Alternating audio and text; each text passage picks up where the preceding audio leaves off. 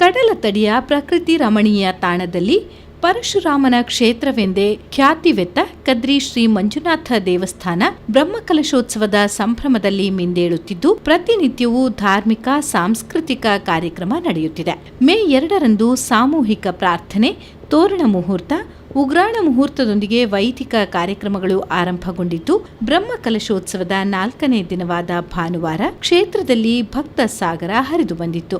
ಬ್ರಹ್ಮಕಲಶೋತ್ಸವದಲ್ಲಿ ಪ್ರತಿನಿತ್ಯ ಬೆಳಗ್ಗೆ 7 ಗಂಟೆಯಿಂದ ಧಾರ್ಮಿಕ ಕಾರ್ಯಕ್ರಮಗಳು ಆರಂಭಗೊಳ್ಳುತ್ತಿವೆ. ಸಂಜೆ 11 ಗಂಟೆಯವರೆಗೆ ಸಾಂಸ್ಕೃತಿಕ ವೈಭವದೊಂದಿಗೆ ಸಮಾಪನಗೊಳ್ಳುತ್ತಿದೆ. ಪ್ರತಿನಿತ್ಯವೂ ಕ್ಷೇತ್ರಕ್ಕೆ ಸಾವಿರಾರು ಮಂದಿ ಭೇಟಿ ನೀಡಿ ದೇವರ ದರ್ಶನ ಪಡೆದು ಕೃತಾರ್ಥರಾಗುತ್ತಿದ್ದಾರೆ. ದೇವಳದ ದಕ್ಷಿಣ ದಿಕ್ಕಿನಲ್ಲಿರುವ ದ್ವಾರದ ಎದುರು ಅನ್ನಛತ್ರವನ್ನ ನಿರ್ಮಿಸಲಾಗಿದೆ.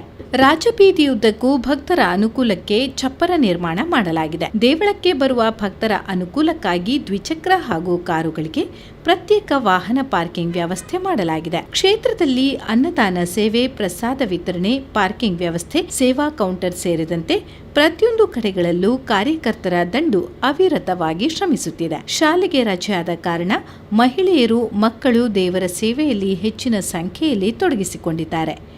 ಅನ್ನಛತ್ರದ ಎದುರಲ್ಲೇ ಆಕರ್ಷಕ ಉಗ್ರಾಣವನ್ನ ನಿರ್ಮಿಸಲಾಗಿದ್ದು, ಜಿಲ್ಲೆಯ ನಾನಾ ಕಡೆಯಿಂದ ಆಗಮಿಸಿದ ಹೊರೆ ಕಾಣಿಕೆಯನ್ನ ಸಂಗ್ರಹಿಸಿಡಲಾಗಿದೆ. ಹೊರೆ ಕಾಣಿಕೆಯಲ್ಲಿ ಅಕ್ಕಿ, ತೆಂಗಿನಕಾಯಿ, ಸಿಯಾಳ, ಬಾಳೆಗೊನೆ, ಬಾಳೆ ಎಲೆ, ತರಕಾರಿ, ದಿನಸಿ ಸಾಮಗ್ರಿ, ಬಡಿಸುವ ಪಾತ್ರೆಗಳು ಬಂದಿದ್ದು ಅದನ್ನ ಅಚ್ಚುಕಟ್ಟಾಗಿ ಜೋಡಿಸಿಡಲಾಗಿದೆ. ಕ್ಷೇತ್ರಕ್ಕೆ ಬರುವ ಭಕ್ತಾದಿಗಳು ಇದನ್ನ ಕಣ್ತುಂಬಿಕೊಳ್ಳುತ್ತಿದ್ದಾರೆ.